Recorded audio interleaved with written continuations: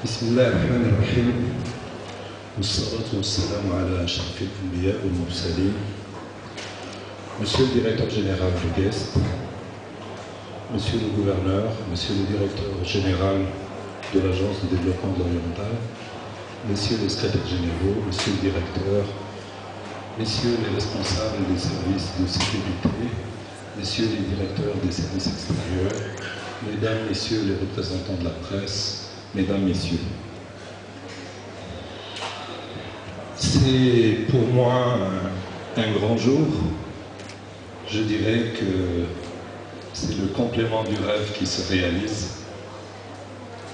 Il y a moins de 3 ans encore, lorsque j'ai eu l'honneur de présider aux destinées de cette région, j'ai compris tout de suite l'importance de ce que pouvait représenter la macro et la grande distribution pour l'économie de cette région. Vous le savez mieux que moi, on ne peut envisager de stratégie de développement en termes de production à l'amont que si on pouvait, à l'aval, pouvoir maîtriser les circuits de dessert, les circuits d'approvisionnement, de commercialisation. Il m'a paru doublement important d'envisager au plus vite l'installation d'un réseau important de grossisterie, de macro et de grande distribution. La première raison, c'est que cette région est une région qui a énormément de potentiel et l'initiative royale de 2003 a bien mis le doigt sur l'importance de la valorisation des potentiels de cette région. Et les grands projets lancés par Sa Majesté le Roi en 2003 ont initié la création d'un environnement pour booster les potentiels de cette région, qui sont à la fois agricoles, industriels et surtout de commerce et de services. Par conséquent, il était impossible d'envisager un trend de croissance fort sans une organisation systématique des circuits de commercialisation. La deuxième raison, c'est que la vocation de cette région est une vocation de commerce et de services. Et liée, je dirais, prédestinée. D'abord par sa position géographique et ensuite par sa situation frontalière. Donc de tout temps, la population de cette région a fait du commerce l'essentiel de sa vocation économique. Naturellement, cette vocation a énormément souffert de la fermeture de la frontière avec l'Algérie et elle a également encore plus souffert de son enclavement par rapport au reste du Maroc. Il était par conséquent indispensable de pouvoir remobiliser dans le cadre de cette filière, mais elle appelait une restructuration rapide. On ne peut remonter dans la chaîne de la valeur en ce qui concerne la filière du commerce et des services qu'on la restructure. Il y avait deux façons de le faire. Soit de le faire par la base, en organisant tous les circuits de distribution et de micro-distribution à travers une restructuration des marchés, chose à laquelle nous sommes attelés dès le départ, mais il fallait surtout restructurer, moderniser, mettre à niveau à travers de forts moteurs de croissance que représentent la macro et la grande distribution. Et donc on s'est dit, il y a à peu près 2 ans et demi, il faut absolument relever ce challenge. Et nous sommes allés à la pêche. Nous sommes allés à la chasse. D'abord, c'était Marjane, qu'on a eu beaucoup de mal à convaincre.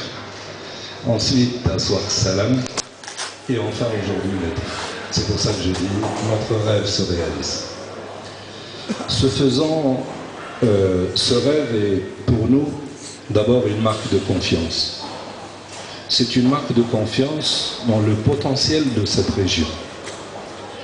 C'est vrai qu'il y a eu beaucoup de réticences au départ, essentiellement avec Marjane, puis à Swak Salam, et puis avec vous-même, Monsieur de Guest, car effectivement, vu de l'extérieur, cette région dont on a très peu fait le marketing a tendance à quelque peu à diminuer l'ardeur. Mais dès qu'on s'y installe, on comprend comment elle est fortement impressionnante par son potentiel. D'ailleurs, même pour nous, pour les fonctionnaires, on dit que ceux qui arrivent à Oujda, y arrivent en pleurnichant, et ceux qui en partent en pleurant. Parce que c'est une région qui est tellement attachante, tellement importante par ses potentiels de développement, qu'on se rend tout de suite compte qu'il y a ici une possibilité de remonter dans la chaîne de la valeur qui est extraordinaire. Donc merci de nous avoir fait confiance et merci d'avoir complété cet édifice qui va nous permettre aujourd'hui d'envisager avec beaucoup plus d'espoir la restructuration de notre réseau commercial. Vous l'avez dit, Monsieur De Guest, vous avez énuméré toute la valeur ajoutée que vous pouvez apporter à l'aval sur l'ensemble des maillons de la chaîne de la commercialisation des produits, et en particulier de grande consommation. Je suis persuadé que vous aurez un effet moteur non seulement sur la restructuration globale de la chaîne commerciale, avec tous les avantages que vous pouvez procurer aujourd'hui à vos clients qui ne sont pas les clients finaux, mais également dans les choses que nous avons discutées ensemble. Je voudrais vous en rappeler quelques-unes. Je souhaiterais que Metro soit aussi un moteur de promotion de la production. Car aujourd'hui, dans cette région, il y a des potentiels importants, mais qui sont des potentiels dont la capacité de croissance est fortement érodée par l'inexistence de marchés structurés. Le fait d'offrir une plateforme de 7000 m² à des producteurs qui peuvent être à la fois des producteurs structurés, mais surtout pour les productions non structurées, me permet personnellement d'envisager une fertilisation importante d'un certain nombre de circuits de production, qu'ils soient agricoles ou non agricoles. Mieux encore, je vous avais demandé d'envisager la possibilité d'être encore plus volontariste, non seulement en établissant des filières de commercialisation pour ceux qui ont des capacités de production et d'investissement des marchés par eux-mêmes, mais d'aller vers tous ceux qui n'ont pas cette capacité de faire la jonction entre la production et les plateformes de commercialisation qui sont les vôtres. Je pense particulièrement à tous les produits de terroir que nous pouvons ensemble investir, que ce soit à Oujda, à Berkane, à Taourit, à Gerada ou encore à Figuig. Je pense à ces dizaines ou à ces centaines d'associations qui aujourd'hui sont frileuses, même quand on les encourage à réaliser des activités génératrices de revenus, elles sont frileuses parce qu'elles n'ont pas la certitude d'avoir un marché à l'aval. Je suis persuadé qu'avec vous, il y a possibilité d'investir ces différents champs de production, même des petites productions au départ, mais qui peuvent très rapidement, avec un marché assuré, prendre parfois des niveaux pratiquement de production industrielle.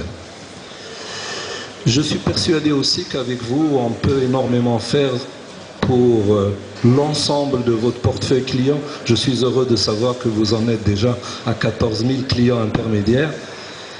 Et bien, ça nous prouve qu'il y a là une force de frappe commerciale importante et qu'à travers ce portefeuille que vous allez pouvoir maîtriser au niveau de la logistique, au niveau de l'approvisionnement, nous sommes persuadés qu'on peut aussi monter des programmes de mise à niveau avec eux. Et nous avons la chance aujourd'hui de pouvoir le faire à travers le programme gouvernemental Rawaj.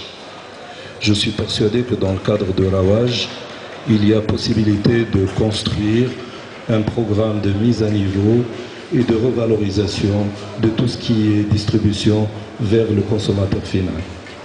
Et enfin, vous me permettrez de vous suggérer qu'à côté de votre activité purement commerciale, vous soyez aussi un partenaire social dans ce grand programme d'INDH que nous menons pour notre pays. Merci pour tous les sentiments que vous avez exprimés à l'égard de mes équipes. Nous avons été certes des partenaires, mais nous avons trouvé en vous également un promoteur décidé, déterminé. La preuve en est qu'on a battu tous les records.